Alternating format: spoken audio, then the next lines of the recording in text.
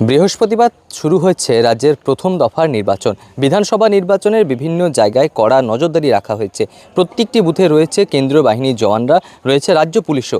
তবে নির্বিঘ্নে ভোট হচ্ছে পশ্চিম মেদিনীপুরের বিভিন্ন জায়গায়। খড়গপুর শহরেও, যেখানে মিশ্র ভাষাভাষী মানুষের বসবাস, সেখানেও খুব সুষ্ঠুভাবে নির্বাচন হচ্ছে।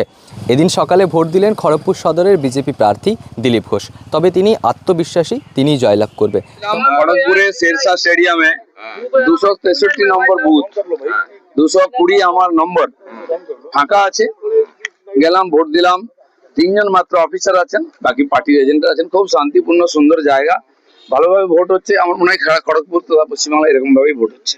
তবে তাকে প্রশ্ন করা হলে তিনি বলেন যে কয়েকটি বুথে সামান্য ইভিএম খারাপ ছাড়া তেমন কোনো অপ্রীতিকর ঘটনা ঘটেনি। তবে তিনি তার রেসিডেন্সে থাকবেন।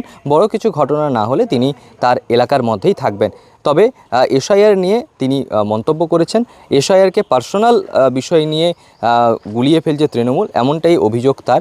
তবে সাধারণ মানুষ যাচ্ছেন ভোট দিতে, আমি দেখলাম খুব হাসি মুখে শান্তিতেই যাচ্ছেন। আপাতত আমি আমার রেসিডেন্সেই থাকবো। কোনো সমস্যা কোথাও হলে তখন আমি যাব। আমার মনে হয় না কি বেশি মুভমেন্ট করার দরকার আছে, কারণ লোক শান্তিতেই ভোট দিচ্ছে, পরিবেশও ঠিক আছে। एसआईआर और महिला आरक्षण भी मुद्दा रहा है। एसआईआर तो मुद्दा बंगाल में ही है, पूरा देश का एसआईआर है, लेकिन मुद्दा यहाँ है। और इसीलिए महिला आरक्षण बिल जो पारित नहीं हुआ वो भी इशू रहेगा महिलाओं के सामने। ममता बनर्जी हार चुकी है, इसलिए इशू, पर्सनल इशू ला रही है कि उनको कोई मारने का प्रयास कर रहा है। वो महिला है, 5 भात बंगाली को मिलेगा कि नहीं, ये प्रश्न उठ रहा है।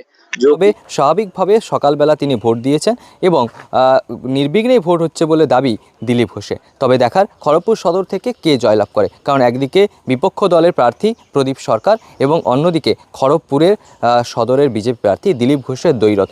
যদিও এই মিশ্র ভাষাভাষী এলাকা, রেল শহর খড়গপুর এলাকা, এবং এই জায়গায় কংগ্রেসেরও একটা ভালো বেল্ট ছিল। স্বাভাবিকভাবে এই খড়গপুর সদর কার দিকে যায়, কে সেখান থেকে বিধায়ক হিসেবে নির্বাচিত হয়, তা শুধু সময়ের অপেক্ষা। পশ্চিম মেদিনীপুর থেকে রঞ্জন চন্দ্রের রিপোর্ট, লোকাল 18 বাংলা।